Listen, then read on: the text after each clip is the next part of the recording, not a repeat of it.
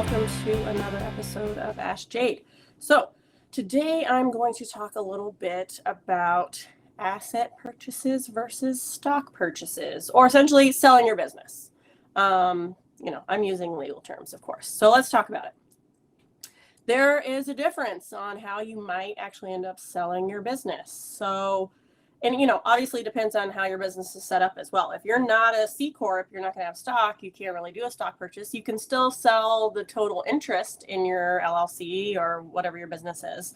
Or you can also do an asset purchase. In an asset purchase, the buyer is essentially just buying specific assets and liabilities. So they can exclude stuff that they don't want. And they get to decide this, and it can be easier for them, but it can also be beneficial to the seller.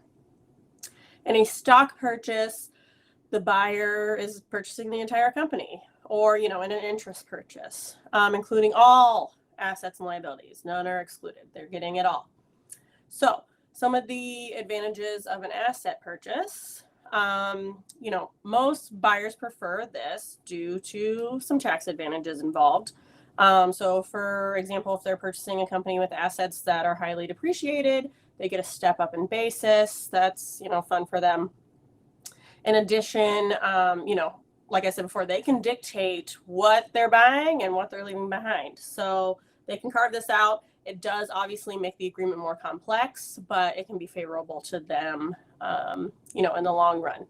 Some disadvantages, like I just said, an asset purchase is a lot more complex than essentially just buying the business straight out, because specific assets have to be reassigned, contracts might have to be renegotiated, employment agreements might have to be rewritten, certain assets might have to be retitled. Say you're a trucking company and you have a large fleet of thousands of trucks, might be easier to just buy the business rather than retitling the 2,000 trucks that they're wanting to purchase, say in an asset purchase. So these are things to think about, the complexities of. So advantages of a stock purchase, or essentially just buying the company. The biggest advantage here, obviously, is simplicity. They're fairly straightforward. It's, easier than an asset purchase. But then essentially you're getting everything. It's coming with all the assets and the liabilities. And but this does mean nothing needs to be retitled. Essentially all just comes with the new purchase, or sometimes people think of these as mergers. Some disadvantages, despite how simple they can be or more straightforward, the tax benefits obviously can be lost in certain circumstances, and it's always important to work with a CPA in this type of situation. But then you also might be getting some liabilities that then you're assuming and you're going to have to pay off, whether it's over time or you're renegotiating that or not. But that is something to consider as well. But obviously that's something to consider if you're buying a business. So now if you're the seller,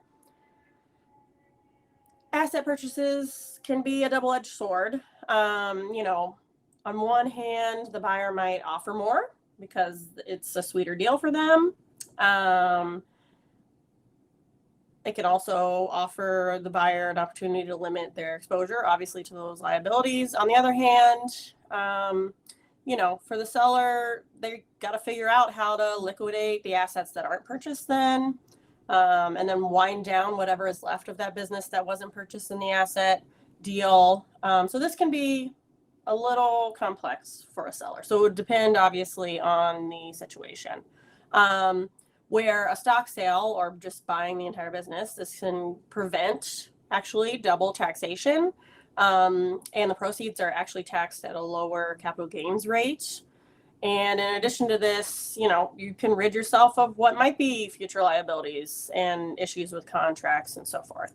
So it's just important in a circumstance like this to seek professional expertise to structure the best deal for you, whether you're the buyer or the seller, and what is, meaningful for you and your specific business. So, as always, feel free to reach out to Jade&Carpenter at Zeidman&Carpenter for your specific circumstance, and we'd be happy to help. I'll see you next time.